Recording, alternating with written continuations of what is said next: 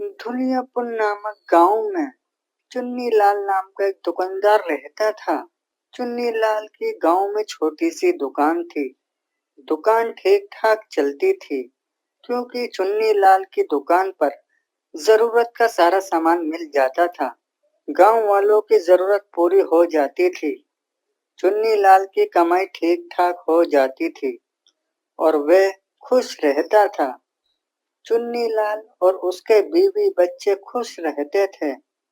चुन्नीलाल घर में सब चीज की देख रेख करता था, अपने घर वालों का अच्छे से ख्याल रखता था। पर चुन्नीलाल में एक कमी थी, वह थोड़ा घमंडी था। कोई कुछ कह देता था तो वो उससे नाराज हो जाता था। लोगों को उसकी ये बात पसंद नहीं आती है। दुकान पर भी लोगों से ऐसे ही गुस्से में बात करता है। फिर एक दिन चुन्नीलाल अपने घर पर होता है। उसके पास पड़ोसी मोहन आ जाता है और उससे कहने लगता है, अरे चुन्नी भैया, मुझे कुछ पैसे चाहिए हैं। घर में राशन और अपने गुड्डू की स्कूल की फीस जमा करनी है। आप मुझे कुछ पैसे उधार दे दो। चुन्नी भैया, परंतु मेरे पास बिल्कुल पैसे नहीं हैं। 1 या 2 हफ्तों में मुझे जैसे ही तनख्वाह मिलेगी, मैं सबसे पहले आपके पैसे लौटाऊंगा चुन्नी भैया। अरे देखो भाई, मैं मदद तो कर देता, पर मैंने सारा पैसा अपने दुकान का सामान मंगाने में लगा दिए हैं। वैसे भी मेरा एक उसूल है, मैं किसी को पैसे उधार नहीं देता। एक तो पैसे भी दो, फिर पैसे मांगो तो कहते हैं आज दूंगा कल दूंगा करके सालों बीत जाते हैं। नाराजगी वो मुफ्त में मिलती है। अरे चुन्नी लाल, ऐसा मत कहो। देखो, मैं तुम्हारा पड़ोसी हूँ। तुम ऐसा मत सोचो। मैं सच में परेशान हूँ। एक फूटी कौड़ी पैसा नहीं है मेरे पास। क्या तुम मुझे पड़ोसी समझ के भी नहीं दोगे? मुझे जैसे ही तनख्वाह मिलेगी, मैं तुम्हें तुम्हारे पैसे लौटा दूंगा। मेरा यकीन करो चुन्नी लाल, मेरा भरोसा करो, मैं झूठ नहीं बोल रहा हूँ। मोहन अपनी दिलो जान से एक उम्मीद की गुहार लगाता रहा। कई बार कहने पर भी चुन्नी लाल ने मोहन की एक न सुनी और चुन्नी लाल ने उसको पैसे देने से मना कर दिया। देखो भाई, मैं फिर से कह रहा हूँ, मैं एक पैसा उधार नहीं दे सकता। मुझे माफ करो, मेरे पास पैसे नहीं है, मैं नहीं दे सकता। ये बात गांव में लोगों को पता चलती है। गांव वाले चुन्नी लाल की इस आदत से परेशान थे क्योंकि चुन्नी लाल अच्छा पैसा कमाता था। लोग मदद के लिए उसके पास जाते रहते थे, परंतु चुन्नी लाल भी किसी को कर्ज नहीं देता था। वह तो बस अपनी मस्ती में रहता था। कुछ लोग आपस में बात करके बुजुर्ग चाचा के पास जाते हैं और चुन्नी लाल के बारे में बताते हैं। फिर एक दिन बुजुर्ग चाचा ऐसे ही बहाने से चुन्नी लाल के घर चले जाते हैं उसे समझाने के लिए। अरे घर में कोई है क्या? चुन्नी बेटा, तुम घर में ही हो क्या? अरे चाचा जी, आइए आइए। कहाँ थे आप? इतने वक्त से आपको देखा ही नहीं। आओ आओ, बैठो चाचा जी। हाँ बेटा, कहाँ दिखाई दूंगा तुम्हें। अब तुम बड़े आदमी हो गए हो, तुम्हें तो बस अब पैसा ही दिखाई देता है।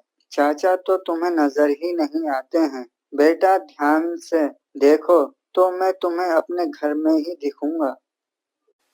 जिस तरह के अंदाज से बुजुर्ग चाचा ने बात करी, चुन्नी लाल को शक हो जाता है और वह कहता है, परंतु चाचा जी, क्या हुआ है?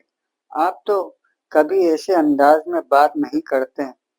आपसे किसी ने मेरी शिकायत की है क्या चाचा जी? हाँ हाँ बेटा, मेरे कानों तक ये बात पहुंची है। देखो चुन्नी बेटा, पूरे गांव में तुम अच्छे पैसे कमाते हो। थोड़ा सा पैसा लोगों को दे दिया करो। तुम्हें पुण्य करना चाहिए। तुम्हें अच्छे काम करने चाहिए। तुम दान क्या करो, तुम्हें और मिलेगा बेटा। देखो बेटा, मेरी बात पे ध्यान देना। कोई कितना भी कुछ कहे, चुन्नी लाल पे जरा भी असर नहीं पड़ता। चुन्नी लाल तो अपने मन की करता है। गांव वाले इस बात से परेशान रहते थे। सारे गांव के लोग चुन्नी लाल की इस आदत को जानने लगे। वहीं दूसरी ओर एक व्यक्ति और रहा करता था। उसका नाम हरिया होता है।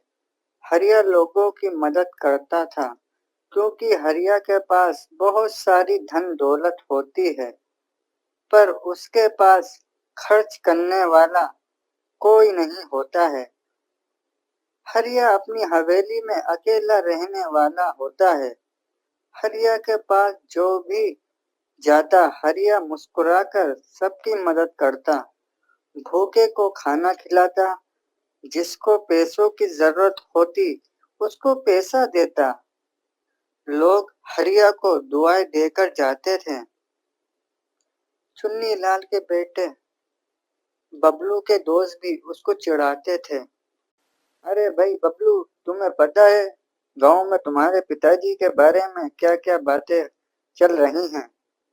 दोस्तों से नाराज होकर बबलू घर चला जाता है और माँ से कहने लगता है, माँ, पिताजी के पास इतना पैसा है, वे लोगों की मदद क्यों नहीं करते? ये तो पुण्य का काम है, लोगों की मदद करना। माँ, मेरे दोस्त मुझे इस बात पे चिढ़ाते हैं, मुझे बिल्कुल अच्छा नहीं लगता। आप पिताजी से कुछ कहती क्यों नहीं? हाँ बेटा, मैं तो बहुत कहती हूँ, पुण्य का काम किया करो। वो मेरी बात का जवाब ही नहीं देते। क्या करूं मैं भी? हरिया अंकल को देखो, कितने लोगों की मदद करते हैं। काश तुम्हारे पिताजी भी ऐसे ही नेक काम करने लगे तो कितना अच्छा होगा बेटा। लोग गांव में चुन्नी के बारे में बातें करने लगते हैं। अरे मन्नू, देख रहे हो कितना घमंडी है चुन्नी लाल, किसी की मदद नहीं करता। अरे भाई, थोड़ा बहुत पुण्य का काम भी करना चाहिए, तभी तो लोग दुआएं देंगे और जिंदगी में आगे तरक्की करेगा। इसमें तो बिल्कुल शर्म नहीं है। अरे भाई, नेक काम तो करने चाहिए। नेक काम करेगा तभी तो परेशानियों से बचेगा। देखना भाई, किसी परेशानी में आ गया तो कोई इसको देखने नहीं जाएगा। पता नहीं क्या समझता है अपने आप को। हाँ हाँ, सही कह रहे हो। पूरे गांव में सबको पता चल गया था, हरिया किसी को अपने घर से खाली हाथ नहीं लौटाता। सभी लोग और आसपास के गांव के लोग भी हरिया के पास मदद के लिए जाते रहे हैं। एक दिन हरिया कुछ दिनों के लिए बाहर चला जाता है। फिर कुछ दिन बीत जाते हैं और अचानक से खबर आती है, चुन्नी लाल की तबीयत खराब हो जाती है। चुन्नी लाल के बीवी बच्चे परेशान हो जाते हैं और उसको अस्पताल ले जाते हैं। और फिर ये बात पूरे गांव में फैल जाती है। सभी लोग चुन्नी लाल के बारे में बात कर रहे होते हैं। चुन्नी लाल कुछ नहीं कर पा रहा था। चुन्नी लाल के घर वाले परेशान हो रहे थे और गांव वाले बातें बना रहे थे। अरे भाई, देखा मैंने क्या कहा था? कोई उसको देखने भी नहीं जा रहा है।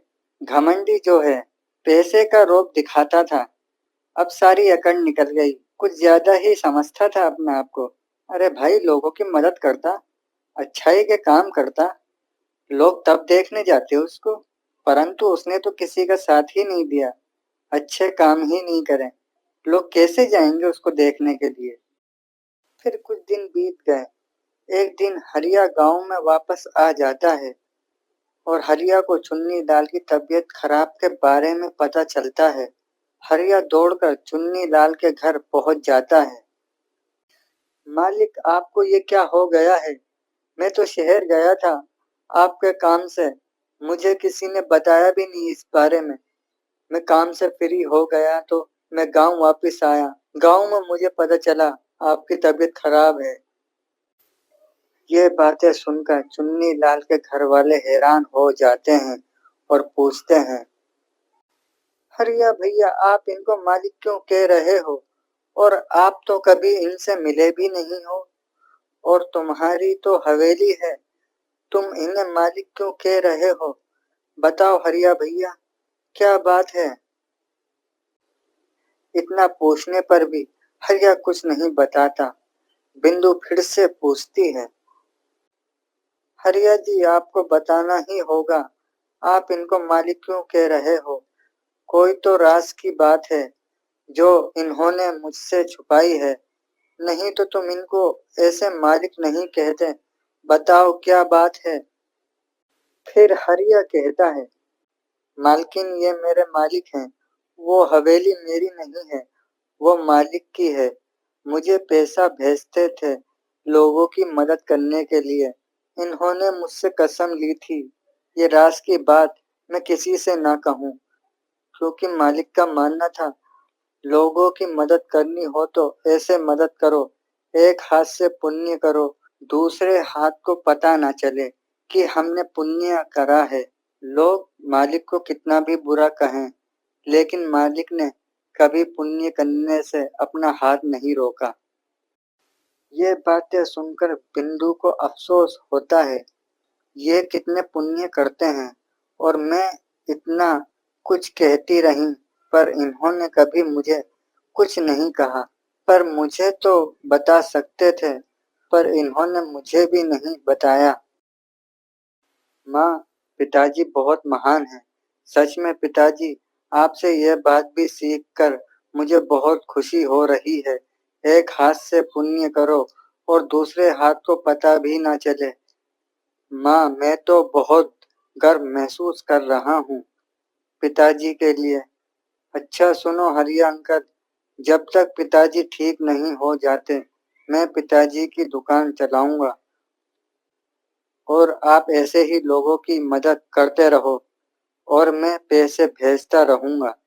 ठीक है छोटे सेठ जी, जैसा आप कहो। मुझे भी बहुत खुशी है, मैं इतने अच्छे पुण्य करने वाले परिवार से जुड़ा हुआ हूँ। ये मेरी खुश नसीबी है।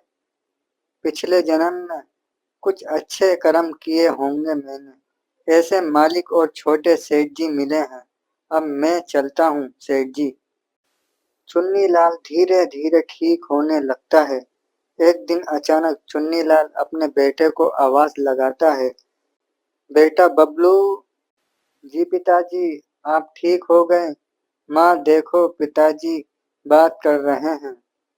चुन्नीलाल ठीक हो जाता है और अपनी पहले जैसी जिंदगी जीने लगता है, और आज तक वो ऐसा ही पुण्य करता है, और गांव वालों को कभी पता नहीं लगा कि यह मदद चुन्नीलाल कर रहा है।